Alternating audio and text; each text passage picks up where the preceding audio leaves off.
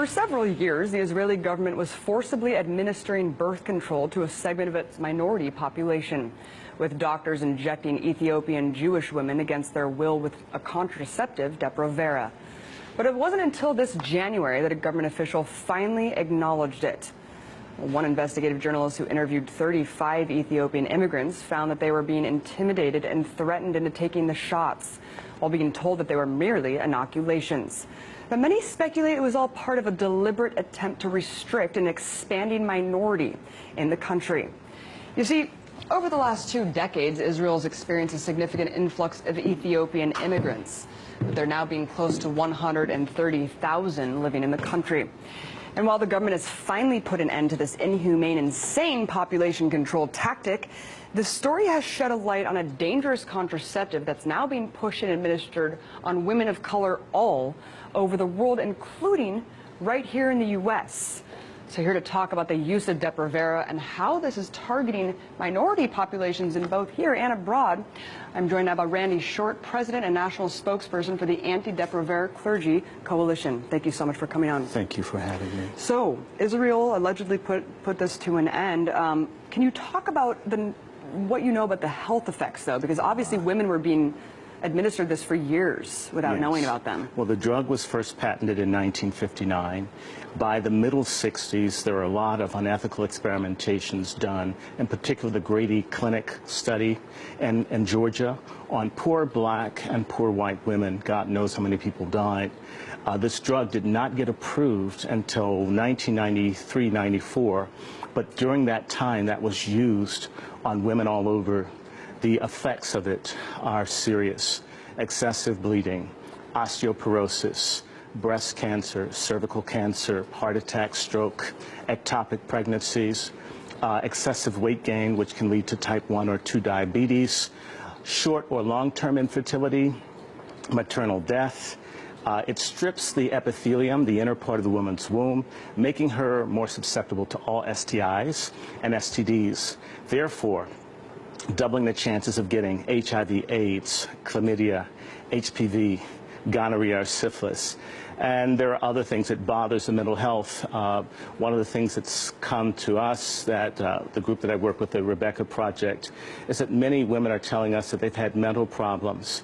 The FDA in 2004 was so concerned about the dangerous nature of Depo-Provera that they issued a black box warning, which is the most serious warning that can be issued by the FDA about how dangerous this drug is. And despite this warning, this black box warning, it's still being administered under multiple agencies to multiple countries around the world. Yes. Who is administering it, why, and where? Well, it's being used primarily in non-white countries. So Muslim countries, Pakistan, Bangladesh, Indonesia, Burma, possibly on the Myanmar minority, all over Africa, Central America and Latin America, and of course in the United States, depending on whose information you look at, it's disproportionately used on African American women.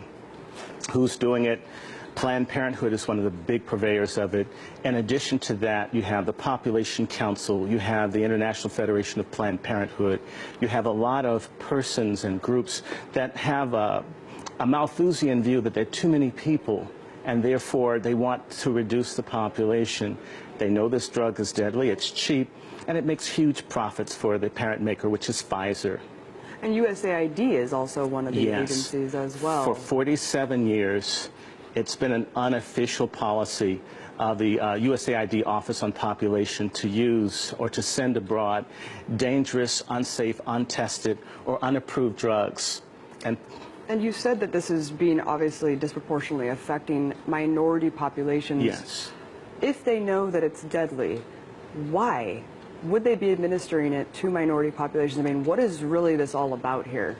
There are too many non-white people. If you look at a gentleman by the name of Dr. Ravenholt, who was head of the USAID Office on Population from about 1966 until 1979, he was able to first convince President Johnson that it was in the national and commercial interests of the United States that 1/4 of the women in the developing world be sterilized. So there's some sense that if there are too many black or brown people, that somehow their needs will conflict with the capitalistic, imperialistic aims of the United States and its allies. And there's been multiple lawsuits against Pfizer for the detrimental health effects from this drug, but they seem to be getting away with it and seem to keep, direct-to-consumer advertising. Well, how are they doing this? Well, they're making a lot of money. The U.S. Department of Justice has sued them in the last 10 years and fined them about $6 billion. But if you're making billions and billions, it's the price of doing business. But you have to understand, the people that are being steered towards this drug are poor, they lack education and legal representation, and they're being tricked, so they don't know. Now, you have to understand, Pfizer lost in Canada, they've lost in Europe, but they go to countries where they can't be sued. You can't sue from Nigeria here.